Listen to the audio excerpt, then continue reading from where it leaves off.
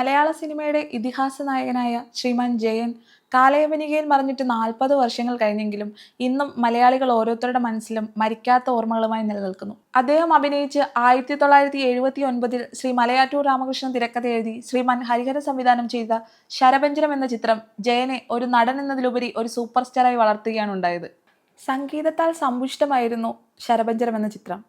യൂസഫ് അലി കേച്ചേരിയുടെ വരികൾക്ക് ദേവരാജൻ മാസ്റ്റർ ഈണം പകർന്ന ഒരുപിടി നല്ല ഗാനങ്ങൾ അന്നത്തെ യുവതലമുറ ഏറ്റെടുക്കുകയുണ്ടായി. അതിനുശേഷം മലയാള സിനിമ അതുവരെ കണ്ടതിൽ നിന്ന് വ്യത്യസ്തമായ ഒരു സിനിമ എക്സ്പീരിയൻസ് ആയിരുന്നു ശരപഞ്ചരം കാണികൾക്ക് സമ്മാനിച്ചത്. ഒരു നെഗറ്റീവ് റോളിന് ഒരുപാട് കയ്യടികൾ നേടുക എന്നത് മലയാള സിനിമയുടെ ചരിത്രത്തിൽ വളരെ വ്യത്യസ്തമായ ഒരു കാര്യമായിരുന്നു. ജയൻ അഭിനയിച്ച ആ നെഗറ്റീവ് കഥാപാത്രം ലോക സിനിമ ചരിത്രത്തിൽ തന്നെ വളരെ വ്യത്യസ്തമായ ഒന്നായിരുന്നു.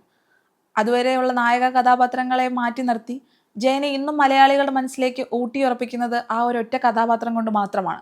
അന്നു മുതൽ ഇന്ന് വരെ മലയാളികൾ ജയനെ ഓർക്കുമ്പോൾ എല്ലാവരുടെയും മനസ്സിലേക്ക് ശരപഞ്ചരം എന്ന സിനിമയിലെ ഒരു സീനെങ്കിലും ഓർമ്മ വരും എന്നുള്ളതാണ് ഈ സിനിമയുടെ ഏറ്റവും വലിയ വിജയം. ജയനെ കൂടാതെ ഷീല, ഒടുവിൽ ഉണ്ണികൃഷ്ണൻ, ശങ്കർ തുടങ്ങിയൊരു വലിയ താരനിര തന്നെ ഈ ചിത്രത്തിൽ അന്ന് അഭിനയിക്കുകയുണ്ടായി. പുതിയ സാങ്കേതിക വിദ്യകളോടെ ശരപഞ്ചരം റീ റിലീസിനൊരുങ്ങുമ്പോൾ നമുക്കേറെ പ്രതീക്ഷകളോടെ കാത്തിരിക്കാം.